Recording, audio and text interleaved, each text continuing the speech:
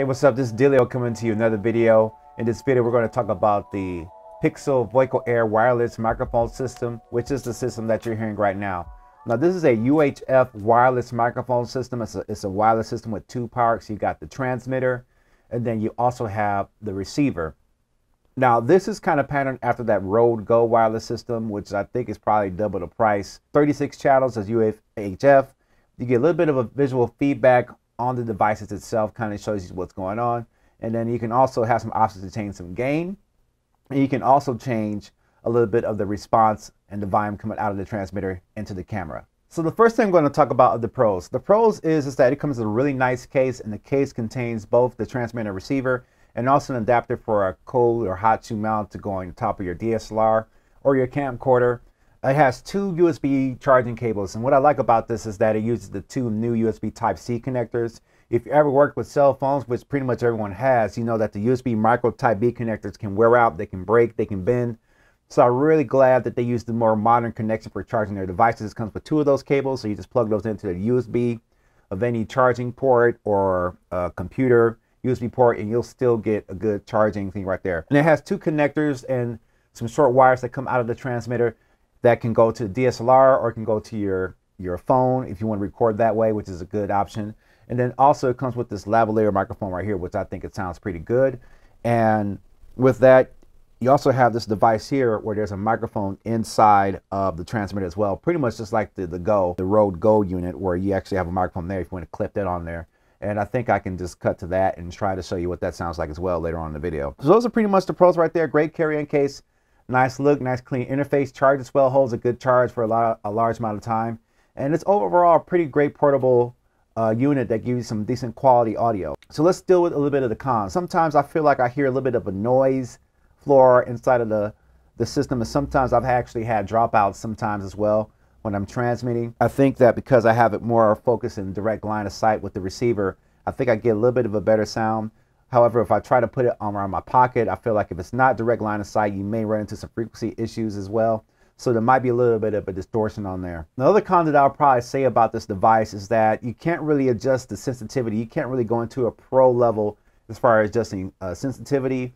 You can't really mess with any squelch settings that you would be able to do with a more expensive unit.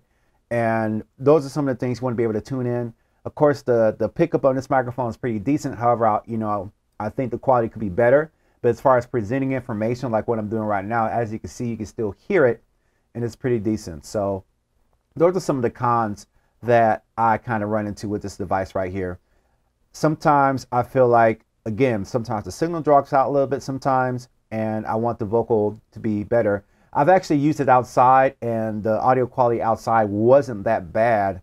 And definitely it's good for presenting things of that nature. So you have to kind of tweak the settings a little bit with the volume on both sides to kind of find that sweet spot, and also change the recording sensitivity of your recording camera just to find that sweet spot as well. Also, there's a little bit of a pro here because on the receiver side, you do get a headphone jack, and that headphone jack allows you to monitor what's going on as well. So that kind of lets you know and gives you a preview of what you're getting. So now that you're here with the lapel unit, I'm actually going to take the lapel unit out of the receiver, and we're going to actually use the actual transmitter's microphone as well to kind of give you a different idea of how that sounds. Okay, now you're hearing the clip, which is actually attached right here to the lapel or the button of my shirt, and you're hearing a little bit of audio. Now I can try to adjust it, and you're going to hear some movement noise to try to get it closer to my face. And this is what it sounds like, just picking up my voice with just the receiver microphone built into the transmitter unit as well. You just heard it from this lapel microphone.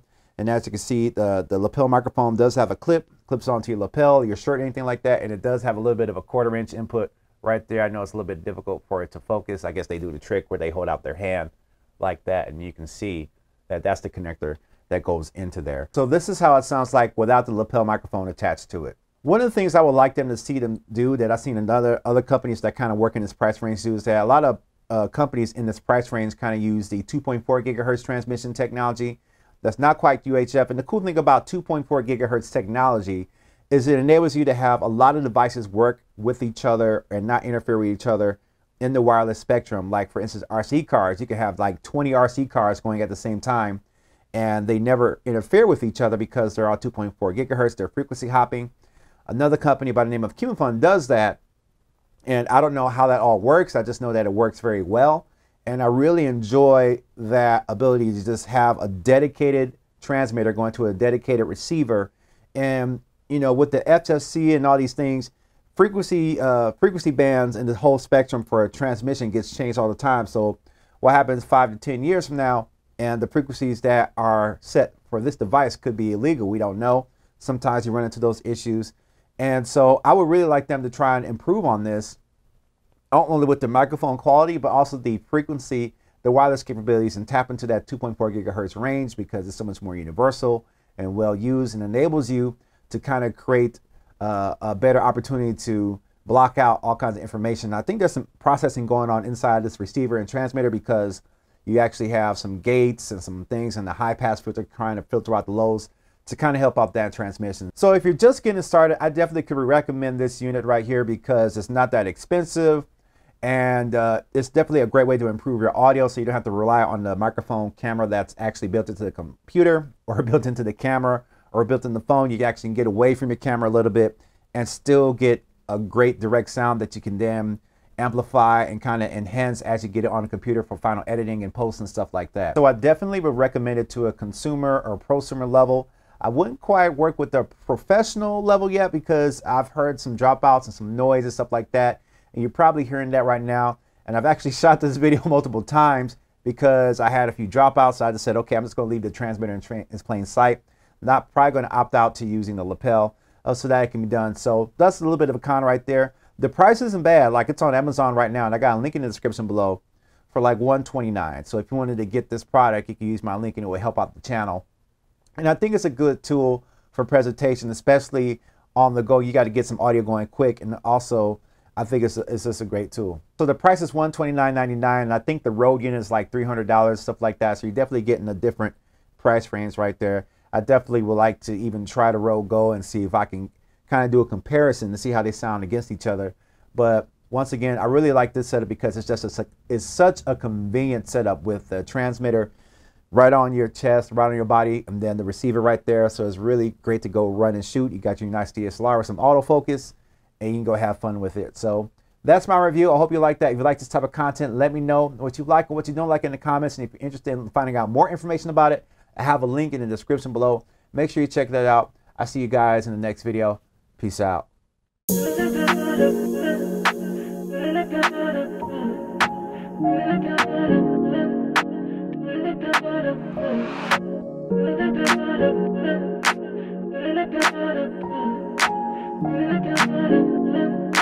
Dillio on the track.